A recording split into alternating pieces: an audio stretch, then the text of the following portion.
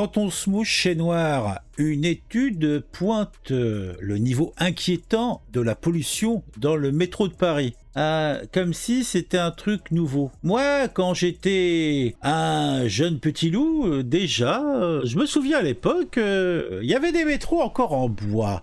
Il y avait même, si je me souviens bien, une première classe. Autant dire que les moins de 20 ans ne peuvent pas connaître, et sans doute les autres. Bon, j'ai peut-être pas connu longtemps, mais j'ai une vague idée de ce truc-là. Et moi, je me souviens du petit lapin, là. Ne mets pas tes doigts là, et tu vas être pincé très fort. Ah, ils ont fait une autre version, mais c'était à peu près la même chose. Si tu mets le doigt, ça pince. Bon, on va un petit peu mater ce que nous dit quelques articles de presse sur cette inquiétante nouvelle. Suivant l'OMS, respirer dans nos métros parisiens est pire que de respirer l'air déjà pollué des rues parisiennes. Est-ce qu'en province c'est mieux? Je pense que c'est un petit peu la même dans toutes les grandes villes où il y a des transports en commun de ce type-là sous terre.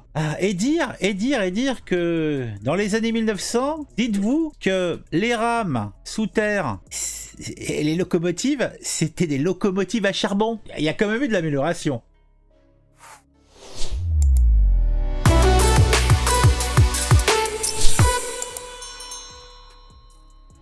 Alors, je veux pas faire de catastrophisme, mais le journal du dimanche ne m'a pas mis dans des conditions superbes. À Paris, la pollution de l'air dans le métro dépasse largement les standards. Selon une étude, les valeurs sont près de 5 fois supérieures aux standards recommandés par l'Organisation mondiale de la santé, l'OMS. Il va sans dire que la RATP a remis en cause la méthodologie du travail. Alors là, les remises en cause, c'est marrant, mais il y en a un petit peu partout. Là, vous savez, actuellement, c'est la grande mode de la zététique, des études, donc on argumente sur le fait que j'ai trouvé une étude qui prouve que... Et puis j'ai fait une comparaison avec une étude qui prouvait le contraire, et au final, comme j'ai trouvé une troisième étude, il me semble pertinent de penser que... Bon, après, l'Organisation mondiale de la santé, l'OMS, a quand même décidé que l'homosexualité n'était plus une maladie mentale en 1990.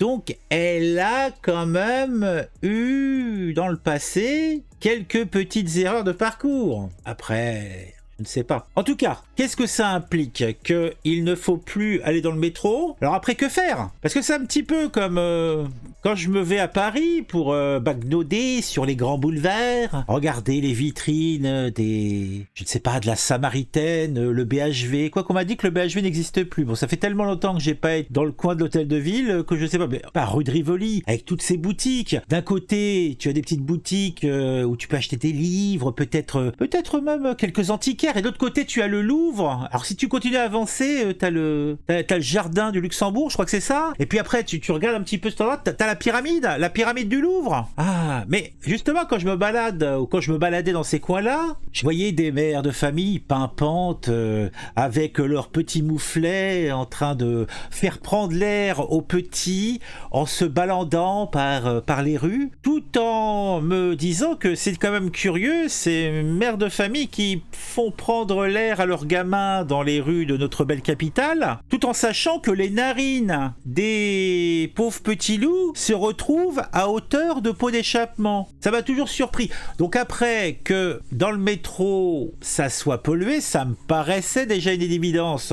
Je ne sais pas, celui-là qui n'a jamais pris le métro n'a sans doute jamais senti l'odeur tellement prenante du caoutchouc, des pneus qui pue, l'odeur de ferraille que l'on a quand le métro freine, et tous ces câbles électriques dans les murs qui crépitent, sans parler du pipi indélicat que l'on trouvera un peu partout, voire peut-être même du petit popo Bon, je parle même pas de l'haleine des gens, hein. Là, je dirais que l'usage du masque est toujours aussi pertinent. Bon, je me laisse entraîner. Allez, on avance. L'air respiré dans le métro à Paris dépasse allègrement les seuils fixés par l'OMS. C'est le principal résultat tiré d'une étude réalisée pendant 8 mois par des volontaires pour l'émission de France 5 Vert de rage, révélée lundi dernier. L'étude, coordonnée par Jean-Baptiste Renard, directeur de recherche au CNRS et membre du comité scientifique de l'association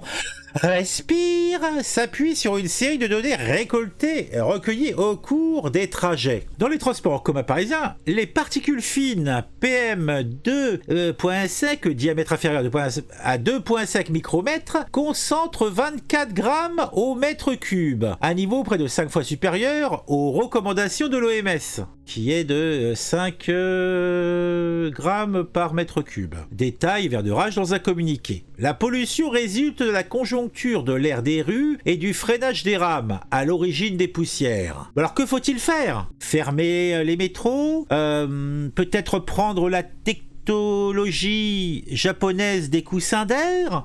C'est une possibilité, puisque plus de friction, plus de petites micro-particules. Bon, il y aura peut-être sans doute d'autres problèmes, mais c'est une solution. Bon, Alstom, qui n'est plus tout à fait français, je crois, parce que je crois que c'est eux qui font les rames. Avec le Canadien, la Grenadier, je crois que c'est ça. Non, c'est pas ça, c'est pas Grenadier. Carbonnier, dites-moi ça en commentaire. D'ailleurs, en parlant de ça, est-ce que vous êtes abonné? Hein? Est-ce que vous êtes abonné? Non? Ah voilà, là vous voyez, vous faites clic-clic, les petites cloches, et c'est bonheur, c'est caviar. Alors, une enquête pour tromperie aggravée et blessure involontaire. Oh là, ça va loin là. L'étude n'a fait l'objet d'aucune publication scientifique, mais elle rejoint une kyrielle de rapports publiés à la suite de méthodes similaires qui font état d'une pollution prononcée dans les transports parisiens. La Régie autonome des transports parisiens, la RATP, est visée par une enquête préliminaire ouverte en avril par le parquet de Paris. Elle fait suite à une plainte déposée par Respirer pour tromperie aggravée et blessure involontaire. Alors là, on parlait de la zététoche tout à l'heure. Là, ça serait intéressant par rapport aux éléments qui sont disponibles, que ça soit les études diverses et variées, les rapports qui ont été publiés à droite et à gauche, les statistiques disponibles, cela serait intéressant de savoir ce qu'il en est vraiment, puisqu'a priori, il y a une véritable bataille, je ne dirais pas d'experts, en tout cas, on va dire bataille d'experts. Qu'en est-il? Alors, est-ce que véritablement être dans une rame de métro, être dans le métro parisien est ultra problématique et faudrait-il s'équiper d'un long tuba qui resterait jusqu'à l'extérieur, ou alors plus pratiquement une petite bouteille de mélange pour respirer sous terre, en espérant que le voyage ne soit pas trop long non plus. Ou alors, il faudrait peut-être mettre en place à chaque station de métro, je sais pas, au lieu de mettre un kiosque à journaux, on mettrait un kiosque où on pourrait louer, donc échanger sa bouteille vide d'oxygène contre une bouteille pleine et faire comme ça, comme qui dirait des étapes dans son trajet pour ne pas se mettre plein nos poumons tellement beaux. Des micro-particules qui provoqueront, à n'en pas douter, les adévenants cancer, incapacité à se reproduire et asthme pour les moins graves cas. La RATP pointe la méthodologie de l'étude. En réponse aux résultats communiqués, la RATP s'est défendue. Elle serait bien bête. Évoquant sa méthodologie, de telles mesures doivent être réalisées selon des protocoles scientifiques validés et avec du matériel de référence, a réagi Sophie Mazoué, responsable du développement durable. Alors là aussi, c'en est une qui tape à côté. Que les équipements ne soient pas des équipements de référence. Que, de base, les mesures n'ont pas été réalisées dans un cadre mûrement établi. s'ils nous disent que dans le métro c'est 5 fois supérieur à, ça veut dire qu'ils ont fait avec le même matériel une étude à la sortie de la station, puisqu'ils ont fait carrément station par station. Hein, c'est pour ça que je ne sais plus quel est, je pense qu'on tombe dessus, je crois que c'est peut-être, bah tiens, on va regarder, c'est peut-être dans celui-là, voilà, c'est dans l'article de France Info, comme toujours, vous trouverez en description les liens vers les différents articles que j'ai utilisé, où on a les stations de métro, là vous voyez bien, et on peut cliquer, par exemple, je vais prendre la station, c'est pas cette version-là, une campagne de mesures inédites à relever le plus loin en particulier, nanana. Je sais qu'il y a une carte qui est disponible, qui permet de temps de lecture 60 minutes. À mon avis, il y a un problème dans leur logiciel, la temps de lecture 60 minutes, non c'est pas possible ça. Bon, oui, donc il y a une carte interactive qui vous permet, suivant la station de métro, de connaître la pollution hors, donc à l'entrée de la station de métro, ainsi que sur le quai de la station de métro en question. Donc ils ont fait ce petit boulot, et les couleurs, vous voyez que celle a priori qui est la moins polluée, c'est la station François Mitterrand, bibliothèque François Mitterrand, je crois que c'est ça, qui est en bas, là, vous voyez là parce qu'il y a ma tête qui vous empêche de voir, mais qui doit être là, ouais, ici, je crois que c'est celle-là. Et vous voyez quand même les stations les plus polluées sont celles a priori les plus extérieures. Là, c'est marron ruchant là, c'est assez cracraproute, hein. Ah, t'imagines pas ce que t'as dans les poumons avec tout ça. Mais en tout cas, ce que je disais, c'est que les statistiques, donc qui ont été, et les relevés qui ont été faits avec le même matos. Donc, effectivement, cela n'empêche pas qu'il faudrait peut-être faire une étude qui coûtera quelques dizaines de milliers d'euros, mais bon, au moins on sera sûr. Mais la petite communiqué de presse, la communicante de la RATP, elle se fout de la gueule du monde. Ouais. D'ailleurs, je suis sûr qu'elle se balade plutôt en Uber qu'en métro. Ah, je sais pas ce que vous en pensez. Bon, je crois qu'on a tout dit, hein, mais bon, on va comme regarder un petit peu des mesures effectuées dans le cadre de documentaires, nanana. À quel point l'air que l'on respire dans le métro parisien est-il pollué? Répondre avec précision à cette question était jusqu'à présent difficile. Sachant qu'il y a quand même eu, à plusieurs reprises, moi je sais que depuis que je suis sur cette terre, il y a eu au moins 2-3 fois des histoires où on a fait des... Et puis de toute façon, à chaque fois c'était la même, hein, dans le métro, ça pue, c'est pollué, il y a des particules fines, etc. C'est pas nouveau, hein. Peut-être que là, à chaque fois c'est une nouveauté, hein, pour eux. Hein. Bon, est-ce que ça dit de plus? Ouais, bon, on l'a déjà vu. Bon, sur lequel l'air des métros est près de 2 fois plus pollué qu'à l'extérieur. Il faut toujours prendre un petit air dramatique. Allez, je vous fais ça. L'étude a tenté de déterminer à quel point l'air respiré par les usagers du métro était plus pollué que celui des rues de la capitale. Cette surpollution engendrée par la circulation des rames correspond à l'écart constaté entre les mesures effectuées à l'intérieur des stations et à l'extérieur. Lire notre méthodologie à la fin de l'article. Voilà, donc voilà, je l'avais imaginé, mais c'est ce qu'ils ont fait exactement. Hein. Les mesures révèlent que la surpollution nanana. Quelles sont les stations de métro parisiennes les plus polluées? Ah voilà, il est là le truc interactif. Donc vous avez le truc interactif.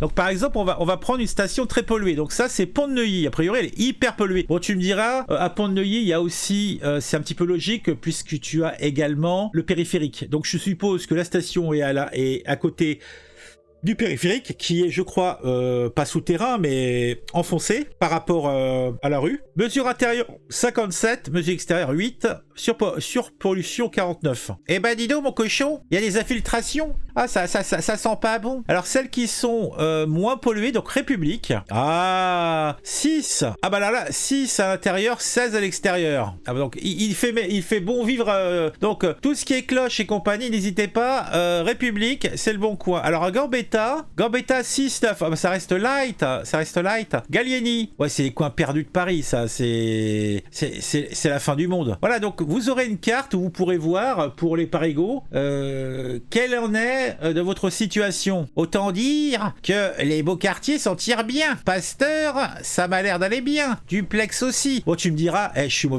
mauvaise langue, parce que c'est des stations qui sont en plein air. C'est normal.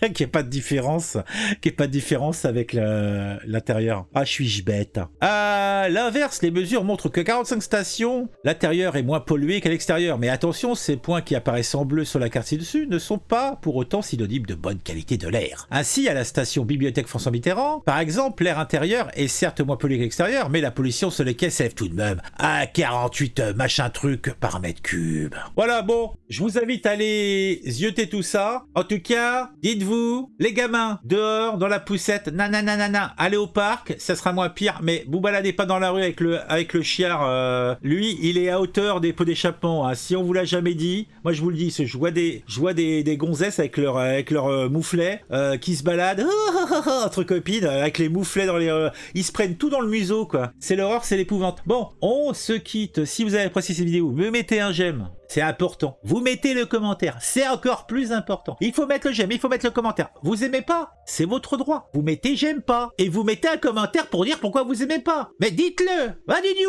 N'hésitez pas à vous abonner. C'est gratuit, ça fait plaisir. En tout cas, moi, ça me fait plaisir. Et pour vous, c'est gratuit.